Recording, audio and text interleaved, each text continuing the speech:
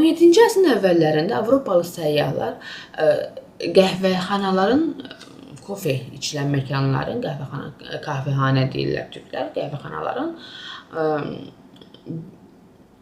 ərəb dünyasındakı o populyarlığını, toplanma məkanları və xəbər qaynaqları olaraq rollarından bəhs etməyə başlayırlar, bəhs edirlər və Avropada kofenin mənimsənməsinə ehtimal bir etiraz, yəni İslamla əlaqəsi o sıralarda da ortadan qalxır. Necə?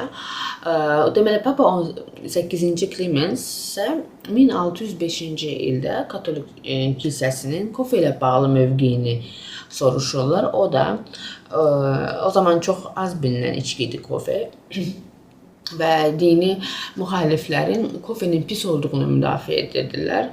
Onlara görə müsəlmanlar şərab içmədiyi üçün, yəni xristianların müqəddəs saydıqları içkisi şərabını içmədikləri üçün şeytan onları kofe ilə cəzalandırmışdır. Ancaq son söz əlbəttə ki, Papanın idi və Klemens qərardan öncə dadma qərarı verir və deyilinə görə dadından və xoş ətrindən o qədər təsirlənir ki, və xristianlar tərəfindən istifadəsini təsdiqləyir.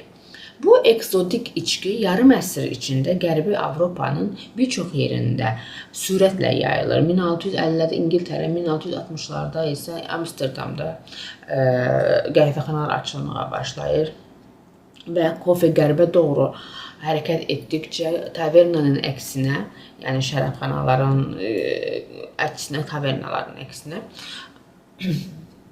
daha sayğın, daha intellektual və hər şeydən öncə alkoqolsuz bir alternativ olaraq qəhvəxana fikri də kofe ilə bərabər yayılmağa başlanır.